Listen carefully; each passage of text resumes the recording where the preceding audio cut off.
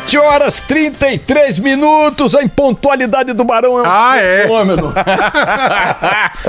Poxa, fala, vai segurando aí, Barão, enrola esse negócio aí, tá bom, a gente vai enrolando aqui, pô. Bom dia, eu sou Ricardo Boechat, é a Band News FM, nós vamos ficar juntos até às 9, qualquer coisa da matina, com as principais notícias nacionais e internacionais, o nosso time de colunistas, de comentaristas, todas as equipes da Band News FM espalhadas pelo Brasil, pelo mundo. Obrigado a você, meu amigo, minha amiga que está nas praças, que compõe nossa rede. Obrigado por seu carinho, por sua vigilância. Mande para cá suas mensagens, suas críticas, seus comentários no 11 999 592 100, que é o nosso WhatsApp, 11 999 592 100. Deixa eu dar o nosso bom dia todos os dias para nossas praças. Bom dia Orlando, bom dia Miami, bom dia Tampa nos Estados Unidos, viva os Brazucas, bom dia Maringá, bom dia Manaus, Belo Horizonte, Brasília, Curitiba, Fortaleza, o Ceará vivendo aí um momento de muita repercussão, claro, no Brasil inteiro, uma chacina,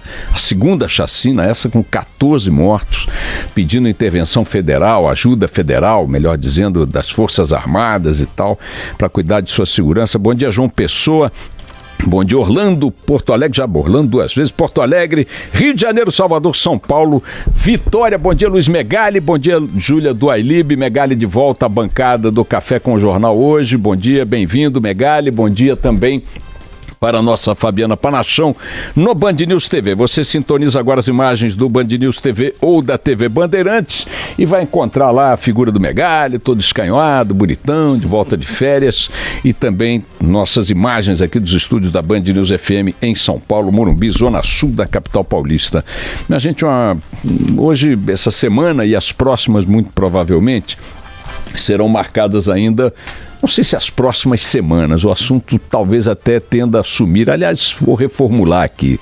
Esta semana, provavelmente, alguma repercussão ainda em torno da possibilidade ou não da prisão do presidente Lula, quando vai acontecer, se vai acontecer, em que circunstâncias acontecerá, se a sentença, uma vez vencida a análise dos embargos de declaração a serem apresentados por sua defesa junto ao TRF4, se o ato de prisão será executado imediatamente, se haverá recurso ao STJ, em que circunstâncias, logo depois, caso o STJ não acolha o habeas corpus a ser pedido pela defesa, se o Supremo o fará, quando o fará, em que momento, se isso vai ser feito na sequência da prisão ou se vai ser concedido um habeas corpus preventivo para que ele nem seja preso. Enfim, o fato é que o momento, obviamente revestido de uma dramaticidade inevitável, da prisão de uma figura que foi presidente da República, seja ele qual for, vocês imaginem qualquer ex-presidente da República Brasileira preso, é uma notícia de repercussão. As pessoas acham que quando eu pondero aspectos relacionados à possibilidade da prisão do Lula, atribuindo a esta possibilidade um conteúdo dramático maior do que uma eventual prisão do Collor, por exemplo, digamos, ou de uma figura de menor expressão como ex-presidente, eu estou fazendo dando alguma dimensão indevida ao Lula. Eu não estou dando dimensão indevida nenhuma. Ontem muitos ouvintes me escreveram dizendo, poxa, mas você diz que o Lula, a dimensão do Lula é outra. Quem diz não sou eu, quem diz são as pesquisas, quem diz são os fatos que estão colocados no cenário político. É evidente que a prisão do Lula envolve aspectos e dimensões que não se aplicariam talvez em outras circunstâncias a prisões de ex-presidentes, com menos militância, com menos partido estruturado, com menos projeção internacional, etc. e tal. Estou com isso dizendo que ele não deva ser preso? Não, ele deve cumprir o ritual que a justiça lhe impuser, seja qual for, não importa a sua dimensão histórica, ou a sua dimensão política, ou a sua liderança, ou o que quer que seja, ele está submetido ou tem que estar submetido ao que a justiça determina, tanto quanto qualquer um de nós. Mas, sem dúvida, é um fato político, é um fato histórico de outra dimensão, ou de uma dimensão própria. E este fato é que dominará ainda alguns dias a discussão. Muita gente se prendendo a detalhes curiosos, mas que, enfim, ele como ex-presidente tem algumas prerrogativas prerrogativas, tem alguns direitos que eles são garantidos pela Constituição, etc. e tal, fica em cela comum porque não tem diploma de nível superior, não fica. Os títulos de doutor honoris causa que recebeu em várias universidades do mundo, inclusive do Brasil, lhe conferem um status acadêmico que equivaleria a um diploma universitário, e com isso seria considerado, não seria, vai para onde, para que presídio e tal. Essa discussão toda é subsidiária do fato central, qual seja, ele vai ser preso ou ele não vai ser preso. Ontem, no Canal Livre, discutiu-se com entrevistados essa possibilidade e me parece, tenho lido aí os artigos de analistas e tudo mais, uma possibilidade de que o Supremo Tribunal Federal, e não apenas porque estará acelerando a decisão sobre prisões em segunda instância, condenados em segunda instância, mas também por ser um tribunal onde o contexto político tem peso, claro que tem peso. A gente viu, por exemplo, o contexto político determinar condutas distintas do Supremo no caso do Aécio Neves. Lembram aquela determinação de que ele não podia sair de casa, não podia frequentar o Senado e tal? O Supremo foi ali e entregou a bala para o Congresso para evitar uma crise maior, não sei o quê. Fez assim no caso do Renan Calheiros, quando o ministro Marco Aurélio Mello mandou que Renan Calheiros também determinou que ele se afastasse da presidência do Senado. Também ali o Pleno, ou o Supremo no seu conjunto, entendeu que a coisa tinha que ser mitigada e tal, bababá, por levar em conta não apenas aspectos jurídicos da questão. Sempre quando há uma decisão de um juiz numa direção, vocês podem estar certos de que ele tem uma boa margem para ir em outra direção, não necessariamente oposta, né, mas não exatamente a mesma direção daquela sentença, ou de uma determinada sentença. O Supremo encontrará, como encontrou em outras ocasiões, eu citei apenas duas, mas provavelmente na história do Supremo temos inúmeras situações do gênero, em que também citando leis que fundamentam esta nova decisão, escolhem esta nova para evitar que a anterior ou a outra alternativa produza ali uma situação que o próprio Supremo, com a sua sensibilidade política e sua inserção no campo da política, que é inevitável e tem sido assim historicamente, atue no sentido, como se disse no Canal Livre de ontem, de jogar um pouco de água na fervura. Repito, não estou aqui dizendo que Lula não deva ser preso, estou só dizendo que a sua prisão não deve ser vista como favas contadas, pelo menos no horizonte que está sendo colocado no momento. Pode ser que a coisa não tome essa direção de uma atenuante, de uma situação qualquer que relativize a determinação de prisão. Pode ser que o Supremo decida isso de forma categórica, revogando o entendimento, mudando o entendimento de que condenados em segunda instância devem ser presos. Enfim, isso se aplicaria de imediato ao Lula. O fato é que a discussão em torno da prisão do Lula é a que predominará por algum tempo aí, seguramente ao longo desta semana, e quando o assunto voltar à baila em função do andamento dos recursos. Enquanto a gente está concentrado neste caso, num caso que diz respeito a um réu da Lava Jato, a um condenado agora da Lava Jato, talvez percamos de perspectiva o conjunto da obra. E no conjunto da obra há outras notícias e outros fatos que nos inspiram, do meu ponto de vista, deveriam nos inspirar preocupações mais objetivas. A questão do Lula, insisto, deverá tramitar como tramita a situação de um réu, de um brasileiro, de qualquer um de nós que enfrenta decisões judiciais. Isto está circunscrito a este universo do ponto de vista do processo. Um réu, um condenado, um processo, uma acusação. Claro, lembrando que Lula ainda responde a outros processos. Mas enquanto este caso isolado ganha essa dimensão que atrai quase que 100% das atenções, os outros 2, 3% que dizem respeito ao conjunto da Lava Jato e a seu grande acervo de investigados, parece patinar e não sem algumas ameaças mesmo ao andamento das investigações. Hoje estava lendo no jornal o Globo, reportagem do Tiago Erdi, a notícia de que aquele banco de dados chamado MyWebBay, que era um banco de dados onde a Odebrecht guardava, são 5 discos rígidos com cópias de dados de software que foram entregues há quase 6 meses aos investigadores da Lava Jato.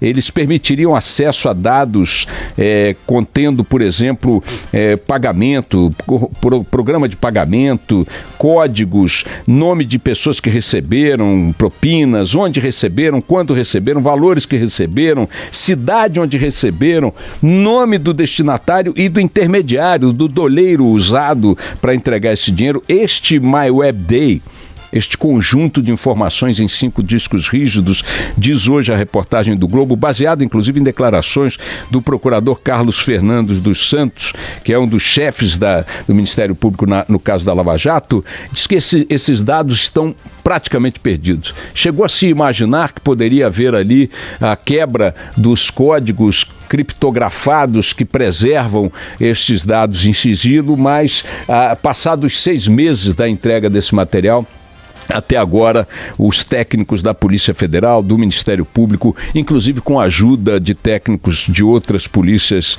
estrangeiras, não conseguiram quebrar, descriptografar esses códigos e, portanto, esses dados estão praticamente inutilizados. A Lava Jato tem usado um outro sistema da Odebrecht, chamado Druzes, que tem dados semelhantes aos do MyWebDay, mas eles não são tão completos, deixam muitas lacunas, segundo o Globo diz hoje. E vejam aí, estamos falando daquela que era a mãe de todas as delações, né? A delação da Odebrecht. Por que a delação da Odebrecht está no noticiário de hoje? A Folha de São Paulo, com Rubens Valente e o Reinaldo Turolo Júnior, também trazem outra notícia relacionada a isso. Porque a delação da Odebrecht completa amanhã 1 ano.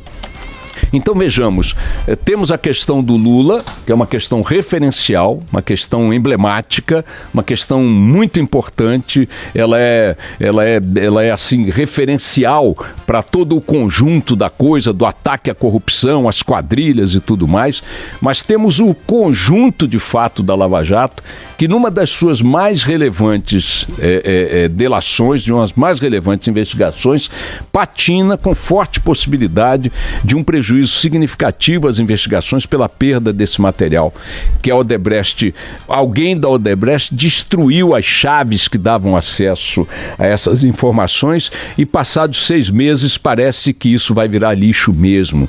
E enquanto essa informação está no Globo, na Folha de São Paulo, se mostra que, completado 1 ano da mãe de todas as delações, ou da delação do fim do mundo, nenhum político dos que foram denunciados, e foram 80 e tantos, 70 e tantos políticos, nenhum político dos denunciados se tornou réu. Nenhum foi preso e apenas um foi denunciado. Ou seja, a justiça ainda nem acolheu que ele se torne réu. Dos 83 inquéritos abertos no Supremo Tribunal Federal para investigar parlamentares de vários partidos, 78 estão inconclusos, não chegaram a lugar nenhum.